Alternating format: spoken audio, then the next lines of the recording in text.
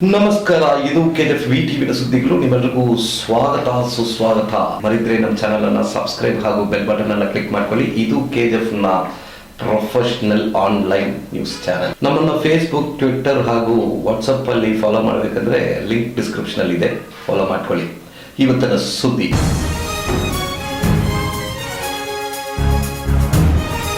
ಪೆದ್ದಳ್ಳಿ ಗ್ರಾಮದ ವಿಶೇಷ ಅಂದ್ರೆ ಗಂಗಮ್ಮ ದೇವಸ್ಥಾನ. ಬಟ್ ಆಲ್ಮೋಸ್ಟ್ 1 or 2 weeks ಇಂದ ಕೋಲಾರ್ ಗೋಲ್ಡ್ ಫೀಲ್ಡ್ ಹೆಸರನ್ನ ಚೇಂಜ್ ಮಾಡಬೇಕು, ಕೋಲಾರ್ ಡೈಮಂಡ್ ಫೀಲ್ಡ್ ಅಂತ. ಯಾಕಂದ್ರೆ ಪೆದ್ದಳ್ಳಿ ಗ್ರಾಮದಲ್ಲಿ ಎಂಟೈರ್ ಬಂಡೆಗೆ ಡೈಮಂಡ್ ಸಿಕ್ಕಿದೆ ಅಂತ ರೂಮರ್ಸ್ ಹೆಚ್ಚಿನ ಸಂಖ್ಯೆಯಲ್ಲಿ ಸ್ಪ್ರೆಡ್ ಆಗ್ತಾ ಇತ್ತು. ಇವತ್ತು ಮಧ್ಯಾಹ್ನ ಸರಿಯಾಗಿ 1:30 ಹಳ್ಳಿ ಜಿಯಾಲಜಿ ಟೀಮ್, ರೆವಿನ್ಯೂ ಟೀಮ್ ಇವರೆಲ್ಲ ಬಂದು ಚರ್ಚೆ ಮಾಡಿ ಕ್ಲಿಯರ್ ಕಟ್ ಆಗಿ ಹೇಳಿದ್ದಾರೆ, ಈ ಬಂಡೆ ಸುಮಾರು 1,00,000 ವರ್ಷಕ್ಕೆ ಮುಂಚೆ ವಾಲ್ಕನೋ ಇಂದ ಪ್ರೊಡ್ಯೂಸ್ ಆಗಿರುವ ಬಂಡೆ, ಇದರಲ್ಲಿ ಡೈಮಂಡ್ ಯಾವುದೂ ಇಲ್ಲ ಅಂತ.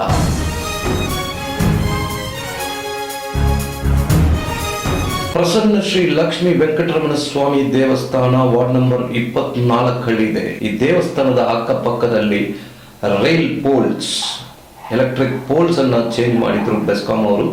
ಅದಕ್ಕೆ ಆ ವಾರ್ಡ್ನ ಕೌನ್ಸಿಲರ್ ಆದ ಎಂ ವಿಜಯ್ ಕುಮಾರ್ ಜನರ ಪರವಾಗಿ ಬೆಸ್ಕಾಂಗೆ ಧನ್ಯವಾದಗಳನ್ನು ತಿಳಿಸಿದ್ರು. ನೋಡೋಣ ಇವತ್ತಿನ ಸುದ್ದಿ.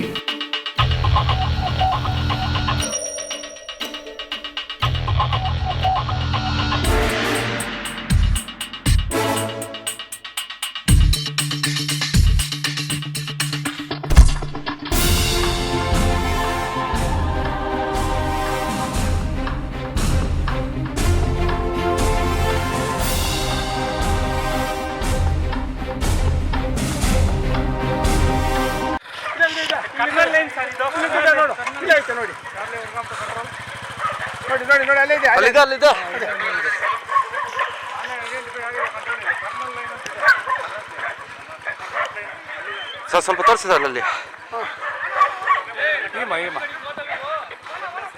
ಹಾಂ, 2 ಇದೆ, 2, 3, 4, 1, 2, 3 ಸರ್ ಬೇಜಾನಿದೆ ಸರ್ ಅಲ್ಲಿ.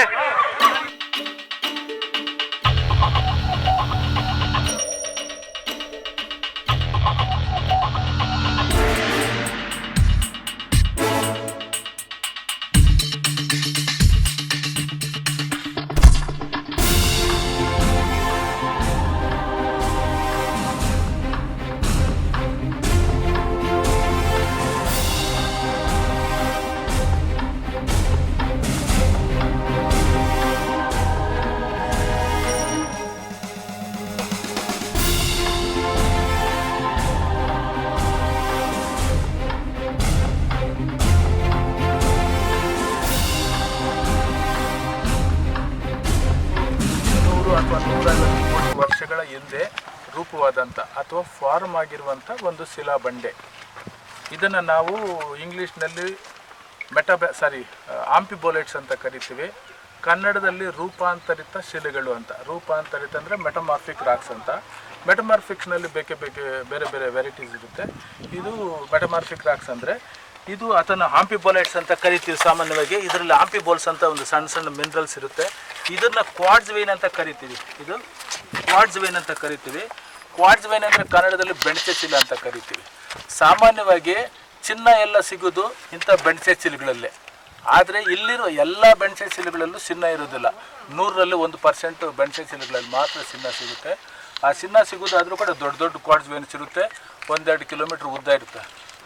ಇಲ್ಲಿರುವಂಥ ಬೆಣಚೆ ಚಿನ್ನಗಳು ಸಣ್ಣ ಸಣ್ಣ ಕ್ವಾರ್ಟ್ಸ್ ವೈನ್ಸ್ ಅಂತ ಕರಿತೀವಿ. ಇದರಲ್ಲಿ ಚಿನ್ನ ಯಾವ ಪರ್ಸೆಂಟೇಜ್ ಇಲ್ಲ, ಇದ್ರೂ ಕೂಡ ಇಷ್ಟೊತ್ತಿಗೆ ಅದನ್ನು ನಾವು ತೆಗೆದು ಬಿಡ್ತಾ ಇದ್ವಿ. ಸೊ ಹಾಗಾಗಿ ಇದರಲ್ಲಿ ವಜ್ರಗಳು ಸಿಗುತ್ತೆ, ಪ್ಲಾಟಿನಮ್ ಸಿಗುತ್ತೆ ಅಂತ ಯಾವ ಕೂಡ 100% ನಾವು ಬರೆದು ಕೊಡ್ತೀವಿ. ನಾನು ಈಗಾಗಲೇ ಕೆಲವು ಪತ್ರಿಕೆಗಳು ನಾನು ಇಂಟ್ರು ಕೂಡ ಕೊಟ್ಟಿದ್ದೀನಿ.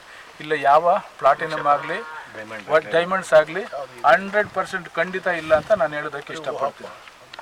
ನೀವು ಇನ್ನೇನಾದ್ರು ಕ್ವಶನ್ಸ್ ಇದ್ರೆ ಕೇಳ್ಬೋದು. ಸೊ ಮತ್ತೆ ಇನ್ನೇನು ಅಂತ ಸರ್, ಇನ್ನೇನು ಬೇರೆ ಏನಿದೆ ಅಲ್ಲಿ? ಒಂದು ಬೋರ್ಡ್ ಹಾಕಿದ್ದಾರೆ NRM ಅವರು, ಏನೋ ಅದನ್ನು ಪೈರೋಕ್ಲಾಸ್ಟಿಕ್ ರಾಕ್ ಅಂತ ಹೇಳ್ತೀವಿ.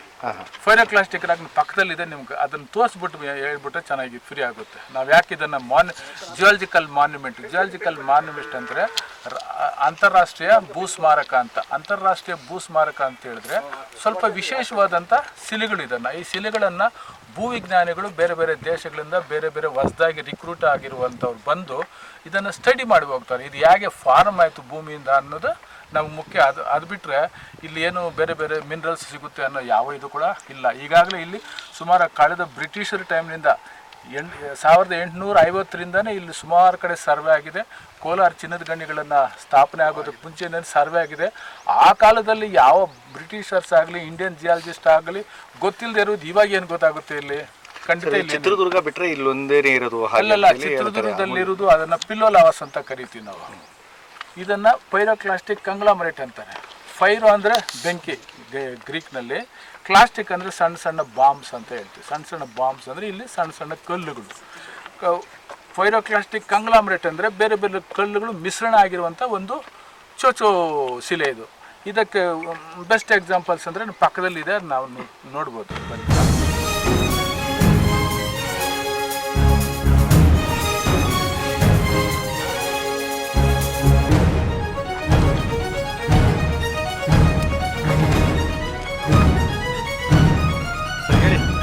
ಹೇಳಿ ಸರ್. ಸರ್, ಇದು ಆ್ಯಕ್ಚುಲಿ ಈಗ ನಾವು ಪೆದ್ದಪಲ್ಲಿ ಪೈರೋಕ್ಲಾಸ್ಟಿಕ್ ಕಂಗ್ಲಾಮರೇಟ್ ಅಂದರೆ ಇದೇನೆ. ನಿಜವಾಗಿ 1974ರಲ್ಲಿ ಜಿಯಾಲಜಿಕಲ್ ಸರ್ವೆ ಆಫ್ ಇಂಡಿಯಾ ಮತ್ತು ಗೌರ್ಮೆಂಟ್ ಆಫ್ ಇಂಡಿಯಾ ಇಬ್ಬರು ಸೇರಿಕೊಂಡು ಇದನ್ನು ಪೈರೋಕ್ಲಾಸ್ಟಿಕ್ ಕಂಗ್ಲಾಮರೇಟ್ ನ್ಯಾಷನಲ್ ಮಾನ್ಯುಮೆಂಟ್ ಅಂತ ಡಿಕ್ಲೇರ್ ಮಾಡಿದ್ದಾರೆ. ನಮ್ಮ ಹತ್ರ ರಿಕಾರ್ಡ್ಸು ಕೂಡ ಇದೆ ಅದರಲ್ಲಿ. ಆವಾಗ ಅದಕ್ಕೇನು ಮಾಡಿದ್ರೆ ಸ್ಕೂಲ್ ಆಫ್ ಮೈನ್ಸ್ನ ಹತ್ರ ಒಂದು ಬೋರ್ಡ್ ಹಾಕಿದ್ದೀವಿ, ನೋಡಿರಬೇಕು. ಆಮೇಲೆ ಇಲ್ಲಿ ಪೆದ್ದಪಲ್ಲಿ ಮೇನ್ ರೋಡ್ನಲ್ಲಿ ಸ್ವಲ್ಪ ದೂರ ಪಿಚ್ಚಪಲ್ಲಿ ಕ್ರಾಸ್ನಲ್ಲಿ ಒಂದು ಬೋರ್ಡ್ ಹಾಕಿದ್ದೀವಿ. ಇದನ್ನು ಹಾಕಿದ್ದು 1974ನಲ್ಲಿ. ಇದ್ರ ಉದ್ದೇಶ ಏನಂತ ಹೇಳಿದ್ರೆ, ಹೊಸದಾಗಿ ಜಿಯಾಲಜಿಕ್ ಅಂದರೆ ಭೂವಿಜ್ಞಾನಿಗಳು ಹೊಸದಾಗಿ ಗೌರ್ಮೆಂಟ್ ಆಫ್ ಇಂಡಿಯಾ ಸ್ಟೇಟ್ ಗೌರ್ಮೆಂಟ್ನಲ್ಲಿ ಜಾಯ್ನ್ ಆಗೋನ್ನ ಕರ್ಕೊಂಡು ಬಂದು ಇದನ್ನು ತೋರಿಸೋದು. ಇದರಲ್ಲಿ ಏನಂತ ಹೇಳಿದ್ರೆ ಪೈರೋಕ್ಲಾಸ್ಟಿಕ್ ಕಂಗ್ಲಾಮರೇಟ್ ನಾನು ಆಗಲೇ ಹೇಳಿದ್ದೀನಿ. ಇದು ಒಂದು ಕಾಲದಲ್ಲಿ ಸುಮಾರು ಒಂದು 150 ಅಥವಾ 200 ಕೋಟಿ ವರ್ಷಗಳ ಹಿಂದ್ಗಡೆ ಭೂಮಿ ಒಂದಷ್ಟು ತಣ್ಣಗಾಗ್ತಾ ಇರುವ ಕಾಲದಲ್ಲಿ ಕಂಗ್ಲಾಮರೇಟ್ ಇದು ವಾಲ್ಕೆನೋಸ್ ಆಗ್ತಾ ಇದ್ದು. ಅಂದರೆ ಜ್ವಾಲಾಮುಖಿಗಳು ಎಲ್ಲೆಲ್ಲಿ ಕ್ರಾಕ್ಸ್ ಇರುತ್ತೋ ಅಲ್ಲಿ ಜ್ವಾಲಾಮುಖಿಗಳಾಗೋದು. ಆ ಜ್ವಾಲಾಮುಖಿಗಳಾದಾಗ ಜ್ವಾಲಾಮುಖಿ ಇಟ್ ಈಸ್ ಆಲ್ಮೋಸ್ಟ್ ಎ ಬೆಂಕಿ. ಸೊ ಕಲ್ಲು ನೀರಾಗ್ಬಿಟ್ಟು ಮೇಲ್ಗಡೆ ಚಿಮ್ತಾ ಇರುತ್ತೆ. ಅದ್ರ ಜೊತೆ ಬೂದಿ ಇರುತ್ತೆ, ನೀರು ಇರುತ್ತೆ, ಗ್ಯಾಸ್ ಇರುತ್ತೆ, ಅದೆಲ್ಲ. ಅದು ಚಿಮ್ಮಿದಾಗ ಏನಾಗುತ್ತೆ ಅಂದರೆ ಅಕ್ಕಪಕ್ಕದ ಗೋಡೆಗಳಲ್ಲಿ ಕಲ್ಲುಗಳು ಮುರಿದು ಅದರಲ್ಲಿ ಬೀಳುತ್ತೆ. ಆ ಕಲ್ಲುಗಳು ಮುರಿದು ಬಿದ್ದಾಗ ಇವನ್ನ ಕ್ಲಾಶ್ ಅಂತ ಕರಿತೀವಿ ಅಥವಾ ಬಾಂಬ್ಸ್ ಅಂತ ಕರಿತೀವಿ. ಇವೇನಾಗುತ್ತೆ ಅಂದರೆ ಮೇಲ್ಗಡೆಗೆ ಹೋಗಿ ಮತ್ತೆ ಕೆಳಗಡೆಗೆ ಆ ಬೆಂಕಿ ಒಳಗಡೆ ಬೀಳುತ್ತೆ. ಆ ಬೀಳೋ ಸಮಯದಲ್ಲಿ ಇದು ಸರಿಯಾಗಿ ಜೀರ್ಣ ಆಗೋದಿಲ್ಲ, ಡೈಜೆಸ್ಟ್ ಆಗದೆ ಹಂಗೆ ಉಳ್ಕೊಳ್ಳುವಂಥದ್ದು. ಇದನ್ನು ನಾವು ಪೈರೋಕ್ಲಾಸ್ಟಿಕ್ ಕಂಗ್ಲಾಮರೇಟ್ ಅಂತ ಹೇಳ್ತಾ ಇರೋದು. ಇದನ್ನು ಪ್ಯೂರಾಗಿ ಅಕಾಡೆಮಿಕ್ ಇಂಟ್ರೆಸ್ಟ್ಗೆ ಅಂದರೆ ಓದುವ ವಿದ್ಯಾರ್ಥಿಗಳೇ, ಭೂವಿಜ್ಞಾನಿ ವಿದ್ಯಾರ್ಥಿಗಳಿಗೆ ತೋರಿಸೋದಕ್ಕೆ ಮಾತ್ರ ನಾವು ಇದನ್ನು ಡಿಕ್ಲೇರ್ ಮಾಡ್ಕೊಂಡಿದ್ದೇವೆ ಹೊರತು ಇದರಲ್ಲಿ ಯಾವ ರೀತಿಯಾದ ಡೈಮಂಡ್ಸ್ ಆಗಲಿ ಪ್ಲಾಟಿನಮ್ ಆಗಲಿ ಯಾವುದು ಕೂಡ ಇಲ್ಲ. ಅದೇ ಸಮಸ್ಯೆ. ಹಿಂದೆ ಜನ ಏನ್ ಮಾಡೋರು ಅಂದ್ರೆ ಬಂದು ತೋರ್ಸ್ಕೊಂಡು ಹೋಗೋರು. ಅವ್ರು ಏನಕ್ಕೆ ಬರ್ತಾರೆ, ಯಾಕೆ ಬರ್ತಾರೆ ಅಂತ ಅವ್ರಿಗೂ ಗೊತ್ತಿಲ್ಲ. ಜನ ಇಲ್ಲ ಸರ್, ಇದು ಮುಂದಿನ ದಿನಗಳಲ್ಲಿ ಏನಾದರೂ ಇದನ್ನ ಪ್ರಿಸರ್ವ್ ಮಾಡಕ್ಕೆ, ಯಾಕಂದ್ರೆ ಮಾನ್ಯುಮೆಂಟ್ ಅಂತ ಹೇಳಿದ್ದೀರಾ. ಈಗ ನಮ್ಮ ತಹಸೀಲ್ದಾರ್ ಸಾಹೇಬ್ ಇದ್ದಾರೆ, ಬರ್ತೀನಿ, ಮಾತಾಡ್ತಾರೆ ಕೇಳಿ. ಹೌದು ಸರ್, ಹೌದು ಸರ್, ಒಂದು ನಿಮಿಷ ಸರ್ ಮಾಡ್ತೀನಿ ಸರ್. ಇದು ನ್ಯಾಷನಲ್ ಮಾನ್ಯುಮೆಂಟ್ ಅಂತ ಇದು ಇದೆ. ಇದಕ್ಕೆ ಮುಂದಿನ ದಿನಗಳಲ್ಲಿ ಏನಾದರೂ ಒಂದು ಕಾಂಪೌಂಡ್ ಹಾಕಿ ಅದನ್ನು ಸೇಫ್ ಗಾರ್ಡ್ ಮಾಡೋ ಏನಾದರೂ ಪ್ಲಾನಿಂಗ್ ಆಗ್ತಾ ಇದೆಯಾ? ಅದೇ ಇವತ್ತು DC ಸಾಹೇಬರು ಜಿಲ್ಲಾಧಿಕಾರಿಗಳ ಕಾರ್ಯಾಲಯ ಆಫೀಸಲ್ಲಿ ಇದ್ರ ಬಗ್ಗೆನೆಲ್ಲ ಮೀಟಿಂಗ್ ಮಾಡಿ ನಮ್ಮ ಇವರು ಸೆಂಟ್ರಲ್ ಇಂದ ಬಂದಿದ್ದಾರೆ. Geographical deputy director general geological survey of India doctor ID ಆಶಿಯಾ ಮತ್ತು ಇವರು doctor M Venkataswamy retired GSI DDG ಇದರಲ್ಲಿ ಇವರು ವರ್ಕ್ ಮಾಡಿ ಇವರು ಇದ್ರ ಬಗ್ಗೆ ತುಂಬ ಸಂಶೋಧನೆ ಕೂಡ ಮಾಡಿದ್ದಾರೆ. ಹಲವಾರು ಬುಕ್ಸ್ಗಳು ಕೂಡ ಬರೆದಿದ್ದಾರೆ. ಆಮೇಲೆ ಇಲ್ಲಿ KGF ಇದ್ರ ಬಗ್ಗೆ ಕೂಡ ಒಂದು ಬುಕ್ ಬರೆದಿದ್ದಾರೆ. ಇದ್ರ ಬಗ್ಗೆ ಈಗಾಗಲೇ DC ಆಫೀಸಲ್ಲಿ ನಾವೆಲ್ಲ ಮೀಟಿಂಗ್ ಮಾಡಿ ಅಲ್ಲಿ ಇದನ್ನ ಒಂದು ಸರ್ಕಾರದ ವಶಕ್ಕೆ ಒಂದು ತಗೋಬೇಕು ಅಂತ ಒಂದು ಇದಿದೆ, ಡಿಸೈಡ್ ಮಾಡಿದ್ದಾರೆ. ಅದನ್ನು ಮುಂದಿನ ಹಂತದಲ್ಲಿ ಕಾನೂನು ಪ್ರಕಾರ ಯಾವ ರೀತಿ ಆಗುತ್ತೋ ಅದನ್ನು ಯಾವ್ಯಾವುದು ನೀವು ವಶಪಡಿಸ್ಕೊಳ್ತೀರಾ? ಸರ್ವೆ ನಂಬರ್ 15, ಸರ್ವೆ ನಂಬರ್ 17 ಇದೆ. ಒಂದು ಹಿಡುವಳಿ ಜಮೀನಿದೆ, ಒಂದು ಖರಾಬ್ ಇದೆ. ಯಾವುದನ್ನು ನೀವು ವಶಪಡಿಸ್ಕೊಳ್ತೀರಾ? ಎಷ್ಟು ಎಕರೆ ಡೀಟೇಲ್ ಸರ್ವೆ ಇದು ನಮ್ಮ ಸರ್ವೇರೆಲ್ಲ ಬಂದಿದ್ದಾರೆ, ADLR ಮತ್ತು ಸರ್ವೇರ್ಸು. ಅವ್ರದ್ದೆಲ್ಲ ಒಂದು ಸ್ಥಳ ತನಿಖೆ ಮಾಡಿ ಡಿಸೈಡ್ ಮಾಡ್ತೀವಿ.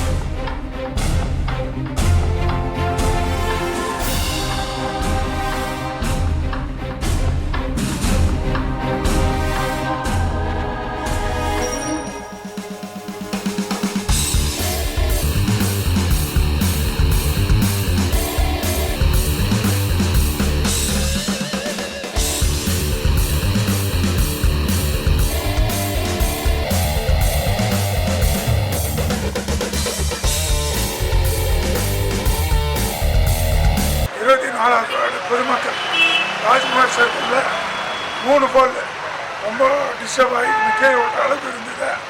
பொதுமக்கள் கம்ப்ளைண்ட் பண்ணால் பெஸ்காமுக்கு ஒரு 3 தடவை கம்ப்ளைண்ட் சுதந்திரம் 2-3 தடவை கம்ப்ளைண்ட் பண்ணுறதுன்னு பேரில் இந்த ரயில் போல் வந்து ரொம்ப டிஸ்டர்ப் ஆகி நினச்சி ஒரு வருஷமும் தேர் போக முடியாத வர முடியாத டிஸ்டர்ப் ஆனதுனால டோட்டலாக பப்ளிக் கம்ப்ளைண்ட் பேர்லையும் என்னுடைய முயற்சியின் பேர்லையும் இந்த ஐரன் போலை மாற்றிட்டு சிமெண்ட் போல் மாற்றி கொடுத்துன்னு ஃபுல்லாகிடுச்சு. டோட்டல் 11.5 அடிக்கு மாற்றி கொடுத்துருக்கோம். அதுக்கு பெஸ்காம் சேர்ந்த இன்ஜினியரு மற்றும் ஆஃபீஸர்ஸுக்கு என்னுடைய மறுபடியும் நன்றி கலந்த வணக்கம் தெரிவித்துள்ளேன்.